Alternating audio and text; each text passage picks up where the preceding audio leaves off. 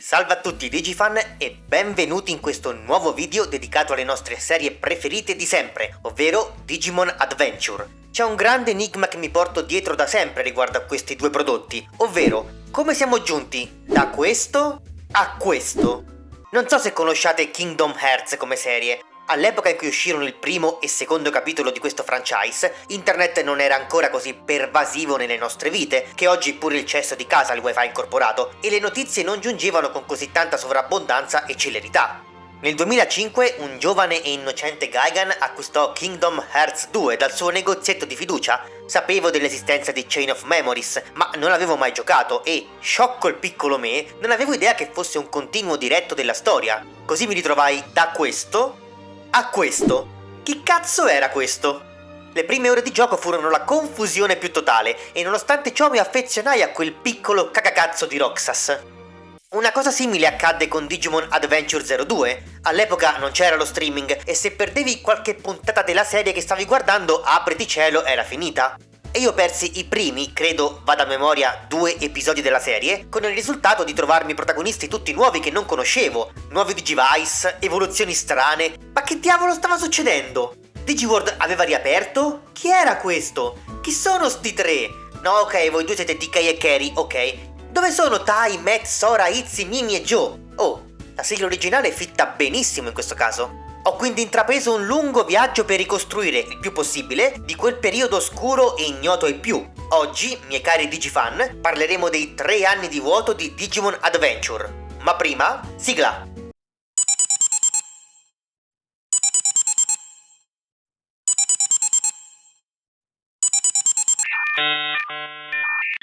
Il nostro viaggio di scoperta ha inizio proprio al termine di un altro. Digimon Adventure 01 si svolge a cavallo fra il 1 agosto 1999, il giorno della gita estiva in cui i nostri protagonisti sono stati risucchiati a Digiworld, e il 3 agosto 1999. Data l'anomalia temporale a cui era soggetto Digiworld, prima degli eventi di Adventure un solo minuto nel nostro mondo equivaleva a un'intera giornata nel mondo digitale. Quando i ragazzi riescono a tornare a Tokyo, nonostante abbiano trascorso mesi e mesi dall'altra parte, nel mondo reale sono passati appena una manciata di minuti. Gli eventi di Myotismon prendono invece piede nel giro di un paio di giorni e di nottate. Il 3 agosto 1999 è il giorno della sconfitta di Venom Myotismon, dopo la quale i bambini decidono di loro volontà di tornare a Digiworld per porre fine a quella storia una volta per tutte. E dato che lo scorrimento temporale anomalo era ancora in corso, tutti gli eventi dell'ultimo arco narrativo fino allo struggente arrivederci si sono svolti tutti il 3 agosto nel mondo reale. Da qui ci lasciamo alle spalle Adventure 01 per immergerci in mari sconosciuti. In Giappone esiste una consuetudine che non ha mai oltrepassato le sue coste, ovvero quella dei CD-drama.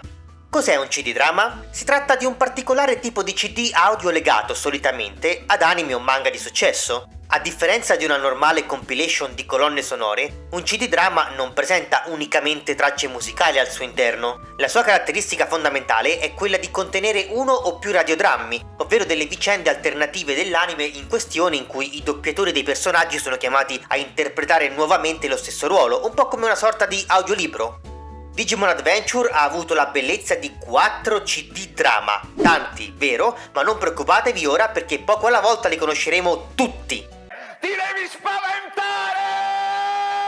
La prima vicenda cronologicamente appurata avviene a novembre dello stesso anno, il 1999. Il CD preso in esame è Digimon Adventure Original Story 2 and a Half Year Break e nello specifico la traccia di Taichi. Sono trascorsi più di 3 mesi dalla loro avventura a Digiworld e da quel doloroso addio ai loro partner. Per Taichi la vita a Tokyo è ripresa come sempre, ma il vuoto lasciato da Agumon è un'ombra costante. Mentre si trovava a casa da solo, il silenzio viene squarciato da un suono che non udiva da tempo, un fischietto. Ma non poteva essere. Kairi aveva regalato il suo fischietto a Gatomon prima di lasciarsi.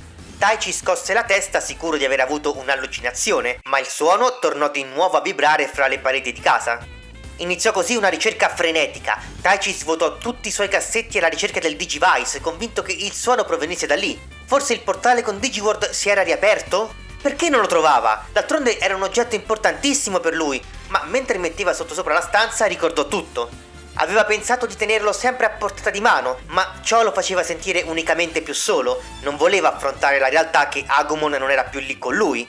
Non aveva mai passato tanto tempo con un'altra persona tanto quanto aveva fatto con il suo partner e nascose quindi il Digivice sperando così di soffrire di meno. Trovò finalmente il suo Digivice, ma il suono non arrivava da lì. Raggiunse allora il computer nello studio del padre e lì una luce accecante occupava tutto lo schermo. Taichi conosceva bene quella luce, era la stessa che aveva visto 4 anni prima, nel 1995, quando il loro primo Digiuovo apparve in quella stanza nel cuore della notte. Lo schermo era pieno di interferenze, ma Taichi riconobbe Agumon e Gatomon. L'audio era corrotto e non riusciva a comprendere nulla di ciò che i due Digimon provarono a dirgli, ma le immagini mostravano un Agumon sorridente che iniziò a mimare dei tiri di calcio. Il suo sport preferito di sempre e che aveva smesso di giocare da quel fatidico giorno. Comprese che il suo partner lo stava spronando a continuare a seguire la sua passione. Come faceva a sapere che aveva smesso? In quel momento non era importante, promise ad Agumon che sarebbe tornato a giocare. Non era certo che loro potessero sentirlo, ma proprio in quel momento il portale instabile si chiuse. Quella sera Kairi si arrabbiò moltissimo con Taichi per non essere riuscito a tenere il varco aperto fino al suo ritorno. Ma Taichi era troppo felice per prendere sul serio le lamentele della sorellina. Non era la fine, la loro avventura era appena iniziata. Da allora il portale si aprì più volte e nonostante la connessione fosse sempre instabile e non durasse mai molto, anche solo potersi vedere ogni tanto era abbastanza. Poter vedere il sorriso energico di Agumon era tutto ciò di cui Taichi aveva bisogno. Abbandoniamo per un po' le vicende dei nostri amati Digiprescelti per rivolgere lo sguardo altrove, ai videogiochi Digimon Adventure, Anode e K-Toad Tamer per WonderSwan. Questa è una storia che si svolge la notte del 31 dicembre del 1999. Durante il Capodanno, Agumon cerca disperatamente qualcuno nel mondo reale che lo aiuti a salvare Digiworld. L'unico bambino che risponde alla sua chiamata è Akiyama Ryo, che stava provando il suo nuovo computer in quel momento. Il bambino afferra il Digivice che appare dallo schermo e viene trasportato all'istante a File Island. Qui Agumon e Gennai gli spiegheranno come Millenniumon, un Digimon pericolosissimo nato dalla fusione fra Machindramon e Chimeramon, fusi insieme per sopravvivere dopo essere stati sconfitti dai bambini prescelti, ha preso il controllo di Digiworld e interrotto lo scorrere del tempo, causando poi la rinascita di numerosi Digimon oscuri come suoi servi, Devimon, Etemon, Miotismon, Piedmon e così via. La questione di Chimeramon è un paradosso temporale in piena regola, chiaramente, per adesso prendetelo in quanto tale, ne riparleremo più approfonditamente in futuro. Ricordate il terzo video sulle graphic novel di Adventure? Vi dissi come i dati di Machindramon non scomparvero in cielo come quelli degli altri Digimon sconfitti, ma iniziarono a sprofondare sottoterra quasi attirati da qualcosa. Quella modifica venne apportata proprio per venire incontro agli eventi di Anode e K-Toad Tamer. Millenniumon ha poi rapito tutti gli originali Digiprescelti e i loro partner Digimon, ad eccezione di Agumon che è l'unico riuscito a fuggire. Inizierà così un lungo viaggio attraverso tutta Digiworld in cui Ryo dovrà eliminare i vari Digimon malvagi asserviti a Millenniumon e liberare i Digiprescelti uno dopo l'altro. Sconfitto anche lui e liberato Taichi, l'ultimo ostaggio rimasto, Ryo saluta tutti per svegliarsi alla sua scrivania dove si trovava all'inizio del viaggio. Questa storia è piuttosto importante a livello narrativo e tuttavia è piuttosto complessa da giustificare con il fatto che nessuno dei Digiprescelti citerà mai apertamente gli eventi. Volendo proprio trovare un headcanon, ovvero un'interpretazione personale, l'alterazione del flusso temporale di Digiworld, ancora più violenta di quella precedente di Adventure 01, potrebbe aver portato i Digimon e i bambini coinvolti, con l'eccezione di Ryo, a dimenticare ciò che è successo durante l'avventura. Ma la verità è che, semplicemente, ai giapponesi frega zero del canon. Ma la pace non è destinata a durare, quindi spostiamo il nostro orologio temporale a marzo dell'anno 2000. Mentre Taichi era impegnato nel più classico dei drammi adolescenziali con la sua amica d'infanzia Sora, uno strano Digiuovo si schiude all'interno della rete, dando i natali a un piccolo Kuramon. Che patatino lui! Il Digimon inizia così a seminare il panico e divorare quantità mostruose di dati, divenendo in poco tempo Diablomon, un Digimon non identificato di livello Mega. Gennai e i Digimon partner entrano in contatto con Tai e Itzy e mentre Agumon e Tentomon cercano di arginare la minaccia, i due bambini provano a contattare gli altri Digiprescelti invano. Saranno Matt e Taichi a fermare una volta per tutte il nemico prima che questo possa dare il via a un'apocalisse nucleare sul pianeta, dando origine a Omnimon, nato dalla speranza delle mail di tutti i bambini del mondo che stavano assistendo in diretta allo scontro sui loro dispositivi. Su questo film così iconico per la serie preferirei non aggiungere altro. Se desiderate un approfondimento più corposo ho già fatto un video bello denso al riguardo. Decine di migliaia di bambini in tutto il mondo hanno assistito allo scontro fra Diablomon e Omnimon, ma due in particolare sono importanti per la nostra storia, ovvero Ryo Akiyama e un giovane Ken Ichijoshi. Un paio di mesi dopo la battaglia, a maggio dell'anno 2000, si svolgono gli eventi di un altro videogioco, ovvero Digimon Adventure 02 Tag Tamers. Un misterioso Vmon appare sullo schermo del computer di Ken, trasportando sia lui che Ryo a Digiworld. Qui Gennai incaricherà Ryo e il Vmon, ora suo partner, di sconfiggere un misterioso nemico che sembrerebbe essere uno dei cloni di Diablomon sopravvissuti allo scontro contro Omnimon. Quella che sembrava essere una missione semplice si rivela in realtà una trappola di Millenniumon sopravvissuto all'ultimo scontro, il quale genera un nuovo Digiworld speculare per intrappolare al suo interno Ryo e Vmon, separandoli così anche da Ken. Rimasto solo, Ken incontra finalmente il suo Digimon partner, ovvero Wormmon.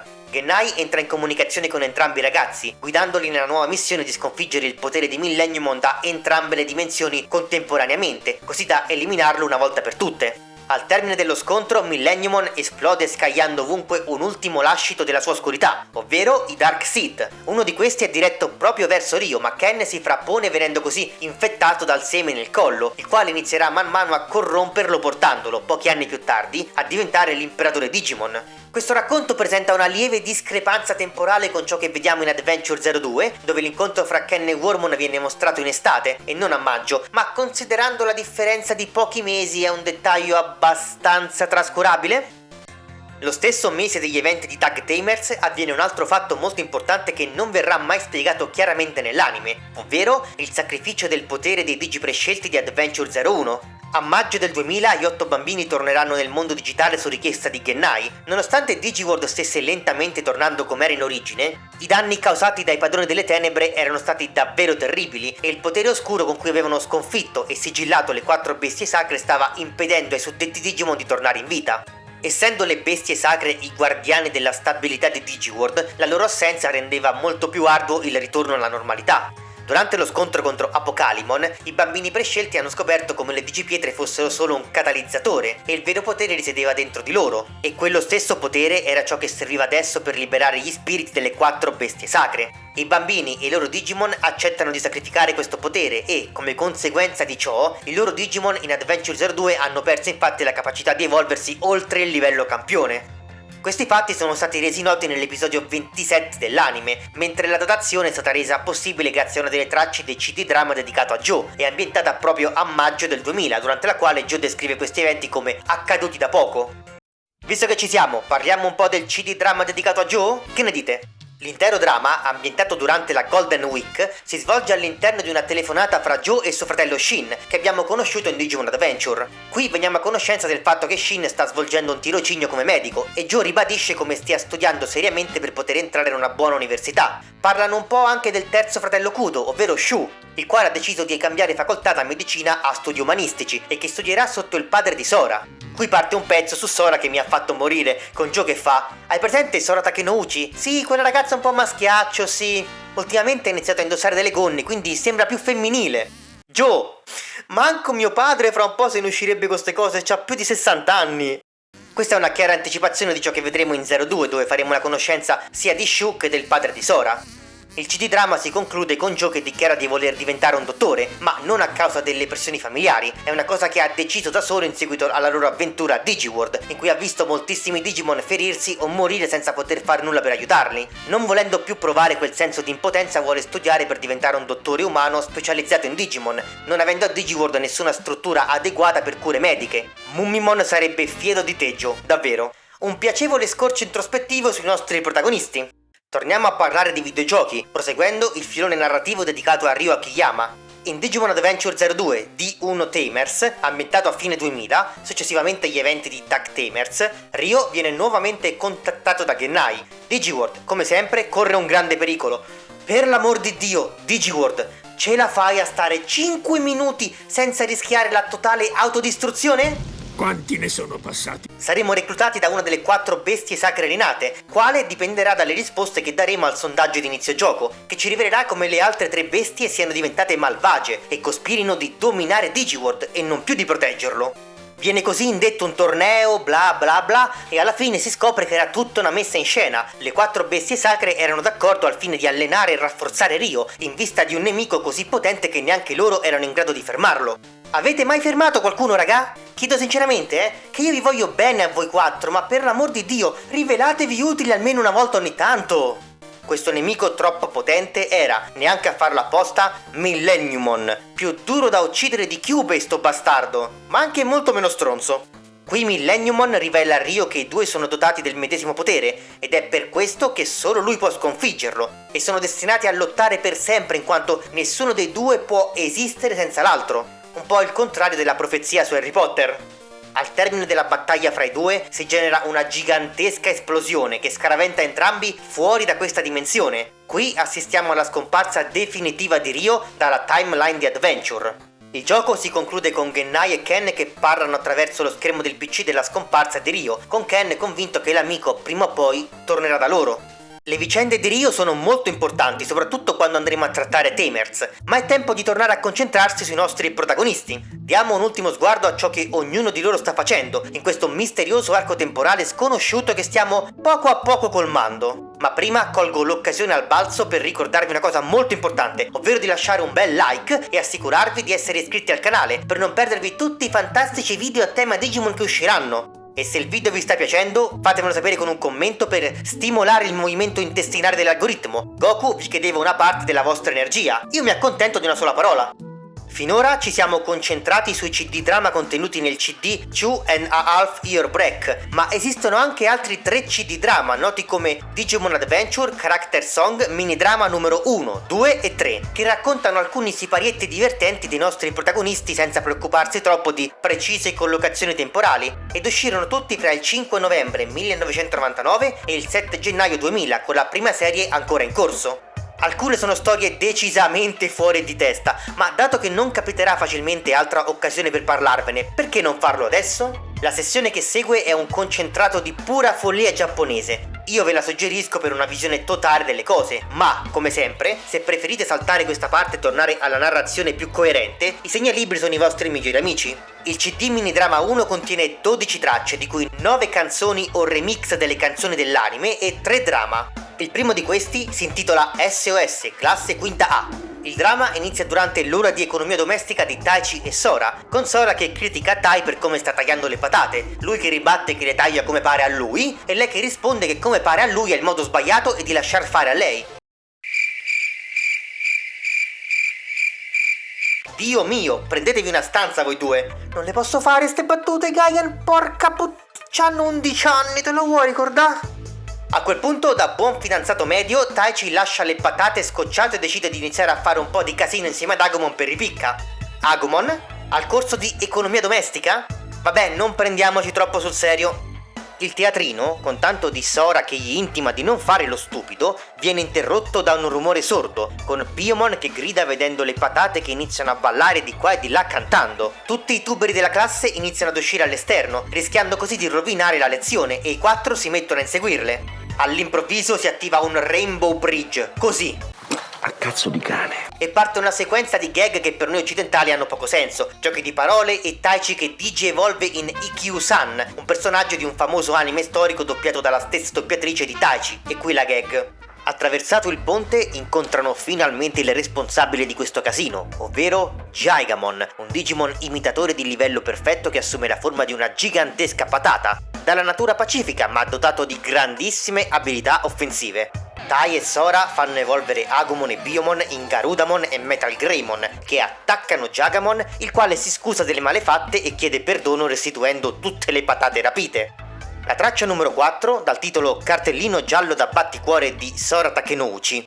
Questa è una lunga gag priva di storia, in cui semplicemente Sora interpreta il ruolo di una DJ che legge alcune finte lettere dei fan a Biyomon, a Mimi e alle loro doppiatrici. L'intera traccia è una parodia di Yuko Mizutani stessa, la doppiatrice di Sora, che ha condotto alcuni programmi radiofonici come DJ in passato. L'ultima traccia drama riguarda invece il nostro Joe. Il tutto inizia con Joe a cavallo di Kakumon mentre combatte contro un Digimon che sta attaccando Daiba. Al termine di ciò, tutti gli altri Digi prescelti iniziano a complimentarsi con lui, passando dai complimenti puri a quelli man mano più canzonatori, fintanto che Joe non gli intima di piantarla. si presenta a questo punto un nuovo figuro, il rappresentante di NEC Interchannel, ovvero una reale società di intrattenimento di Tokyo che ha contribuito a produrre le canzoni di Digimon. Joe è convinto che sia qui per lui, per farlo debuttare come cantante, e senza dargli la possibilità di ribattere, i doppiatori di Joe e Gomamon iniziano a sfidarsi in una gara canora su chi dei due sia più adatto a incidere un disco. Dopo che i due hanno terminato di dare prova della loro capacità, il rappresentante si scusa dell'incomprensione spiegando che in realtà era lì per parlare del prossimo CD Digimon, in cui il protagonista non sarà Joe, bensì Itzy e Mimi, i quali hanno ricevuto molte richieste dai fan e stavano anzi valutando l'idea di coinvolgere anche Kairi in una sorta di bizzarro triangolo amoroso. Ma Bandai, ma manco le fanfiction più becere! A sto punto fammi un CD drama con Pregnant Vegeta. Se non sapete cosa sia Pregnant Vegeta, non cercatelo su Google, no, mi raccomando, non fatelo assolutamente, o almeno finite il video prima. Passiamo al secondo CD, Digimon Adventure Character Song Mini Drama 2. Anche qui abbiamo 12 tracce audio, di cui 9 canzoni o musiche della serie e 3 storie drama. Preparatevi a qualcosa di spaventoso. Traccia 2, Itzy e la scomparsa dell'amore. In questo dramma troviamo Itzy assorto al suo computer in un parco. All'improvviso alle sue spalle compare Tentomon curioso di cosa stia facendo. Itzy sobbalza agitato e rivela al suo partner che stava scrivendo una lettera d'amore. All'improvviso da un cespuglio sbuca Taichi, estremamente incuriosito da ciò che ha appena sentito e pronto a intromettersi per farsi gli affari altrui. A nastro appaiono tutti gli altri bambini e Digimon che, chi più spudoratamente, chi più discretamente, rendono chiaro come abbiano deciso che gli affari di cuore di Itzy siano affari di tutti e vogliono sapere ogni cosa. Iniziano a parlarsi sopra l'un l'altro contemporaneamente fino a quando Itzy esplode e fa evolvere Tentomon in Kabuterimon, con cui poi si dà alla fuga. L'episodio si conclude con tutto il gruppo che lo insegue. Dio mio, cos'è sto bullismo feroce verso il povero Itzy? La traccia 4 inizia poco dopo la conclusione della 2, con Itzy e Kabuterimon catturati dalle liane avvolgenti di Palmon e Itzy legato e imbavagliato. Ok, qui mi sa che lo scrittore del dramma ce l'aveva con Itzy, perché altrimenti non mi spiego. Il poverino tenta in ogni modo di parlare, ma non può, nel mentre tutti speculano sul destinatario di quella lettera. Taichi, in uno sporadico atto deduttivo poco incline al personaggio, ipotizza che possa essere una delle ragazze del gruppo, dato che Itzy non è molto bravo con le frequentazioni. Quindi Sora, Mimi o Kairi. Mimi palesemente parte per la tangente, convinta di essere lei in quanto troppo bella, ma che è davvero un problema dato che anche tutti gli altri sono innamorati di lei e poverina non sa cosa fare. Ok, mi manca la Mimi leader reazionaria socialista di 2020, non l'avrei mai detto. Chiaramente si valutano anche le possibilità di Sora e Kairi, con Tai già pronto a non approvare la loro relazione in ogni caso. Ah, il Siscon. La tauromachia! Koshiro intanto sembra intento a slogarsi la mandibola pur di riuscire a mordere le liane che lo tengono imbavagliato. Il dramma termina con Kairi che prende la parola per zittire Mimi, la quale, stranamente, non la prende benissimo. La traccia 6 conclude questa surreale vicenda che, a mio parere, è tutta una gigantesca vessazione emotiva e psicologica ai danni del povero Itzy. Non riesco a immaginare niente di socialmente più imbarazzante a quell'età di ciò che sta subendo. Tutti erano ormai convinti che la lettera fosse per Mimi, ma Kairi nega con decisione la cosa. E Mimi, curiosamente, non la prende bene. Le chiede se è davvero convinta che sia per lei, di essere un po' troppo sicura di sé, di essere arrivata appena a metà serie e volere solo accaparrarsi tutte le parti migliori. Itzy sarebbe una parte migliore? Vabbè, scusate il commento personale. Kairi inizia a tossire, ricordando a tutti come abbia una costituzione debole, e tutti iniziano a fissare Mimi, la quale perde totalmente il controllo, decisa a non fargliela passare liscia solo perché, cito testualmente, poverina è così malata. A quel punto la situazione si scalda in modo completamente assurdo. Sora è offesa perché prima, quando era ancora nel ventaglio delle possibilità, è stata accusata di essere una scelta pessima. Matt è depresso perché, nonostante sia il più bello, non ha mai battute a effetto. Patamon che è scocciato e vuole evolvere di più come fanno gli altri. Insomma, un bordello. Palmon e Gatomon evolvono in Togemon e Angewomon e iniziano a darsene di santa ragione, mentre gli altri bambini e Digimon prendono parte alla lotta, continuano a litigare fra loro o se la danno a gambe. Tentomon coglie l'attimo di caos per allentare le corde di Itzy, liberandolo, e approfitta dell'occasione per chiedergli per chi fosse la lettera d'amore. Questo glielo dice, ovviamente il tutto è pippato, sia mai che i fan non possano farsi 10.000 headcanon, e così termina anche questo secondo CD. Completamente fuori di testa, che diavolo ci attende nel terzo? Io inizio ad aver paura. Il terzo CD, Digimon Adventure Character Song Mini Drama 3, contiene 2 drama divisi in 3 tracce e 8 tracce musicali per chiudere in gran bellezza. La prima traccia, la numero 2, si intitola Il primo sogno rubato, prima parte. Dopo la Civil War avvenuta nel CD precedente, troviamo i nostri protagonisti intenti a festeggiare il nuovo anno tutti insieme, ringraziando l'ascoltatore per il supporto ricevuto l'anno passato. Sora chiede a tutti cosa hanno sognato il primo giorno dell'anno, ma stranamente nessuno di loro ricorda nulla. Patamon sospetta possa essere opera di un Digimon e Matt decide di investigare.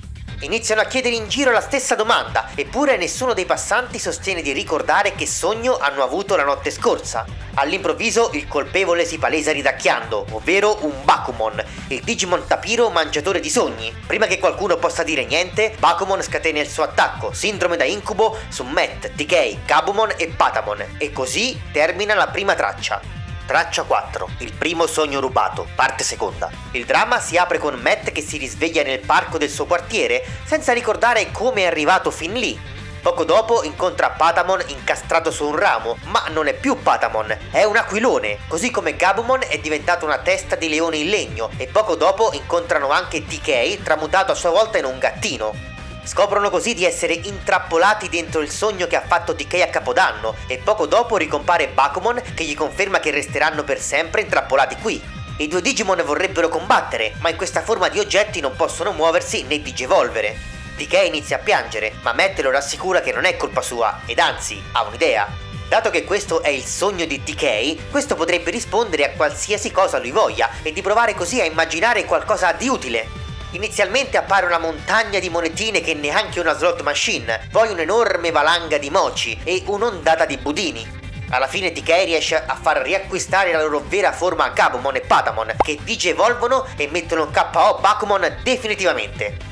L'ultima traccia, la sesta, dal titolo L'esibizione di Capodanno dei Digimon, è uno spettacolo di abilità che i Digimon hanno messo in piedi per i loro partner. Il primo a esibirsi è Agumon, che lancia qualche palla di fuoco fra i bui del pubblico, dato che è una cosa che fa sempre e ormai è venuta a noia. Uno dopo l'altro fanno mostra dei propri talenti. Palmon fa un numero di ventriloquismo con un cactus usando la voce da Togemon. Gabumon letteralmente fa uno striptease mostrandosi senza pelliccia, cosa che non farebbe mai. Questo è meno realistico di Agumon e Biyomon a lezione di economia domestica. Gomamon che fa l'imitazione di una foca e così via. Tutti i Digimon vengono applauditi tranne Agumon, che poveraccio ha provato a recuperare con un'imitazione, ma tutti lo hanno ignorato e per la rabbia digievolve in Skullgreymon e inizia a seminare il caos con tutti che scappano. E così facendo la festa continuò fino a mattino inoltrato. Ora pretendo una carta di Skullgreymon ubriaco che festeggia il Capodanno. Qui si chiude la nostra avventura con i CD mini drama. Spero abbiate apprezzato l'intermezzo comico più leggero, perché è tempo di chiudere la nostra storia.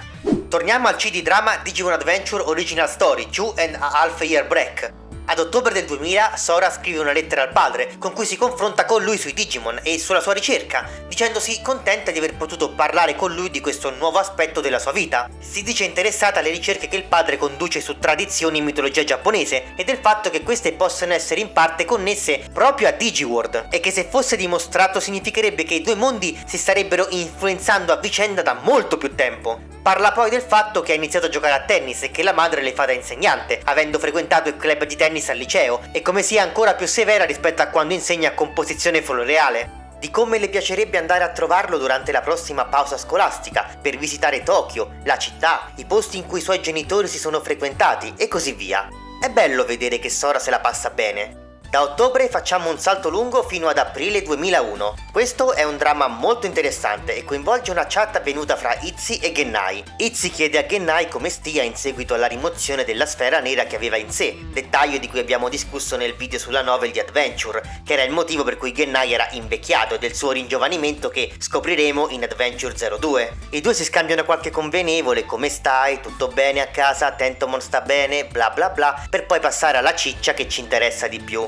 Il numero di bambini dotati di un Digimon partner sta iniziando ad aumentare sempre più, fatto che sta tenendo appunto Gennai e i suoi nuovi partner molto impegnati nel tentativo di gestire la cosa. Avere un Digimon partner inizia a non essere più qualcosa di così speciale ed unico e forse, chissà, in futuro sarà la normalità. Gennai chiede a Izzy se ora comprende il significato di bambino prescelto, un termine molto altisonante, ma che, in soldoni, significa semplicemente che sono bambini scelti per la guerra. Lo scopo dei bambini prescelti è quello di porre fine alle ostilità che scoppiano a Digiworld e, eventualmente, fra Digiworld e la Terra. Essere i primi è speciale, certo, ma è quasi più un dovere che un privilegio, e così sarà anche per i prossimi bambini che in quel momento stanno venendo scelti. Izzy comprende benissimo la cosa e afferma di averne già discusso con gli altri. Ciascuno di loro è adesso ben consapevole del loro ruolo. Desiderano inoltre poter fare qualcosa per supportare i nuovi bambini prescelti dove possibile, e qui scopriamo che né Gennai né Azulongmon, con cui Gennai ha iniziato a collaborare dopo il suo risveglio, sono a conoscenza dell'identità dei bambini o della loro provenienza geografica fintanto che non vengono selezionati.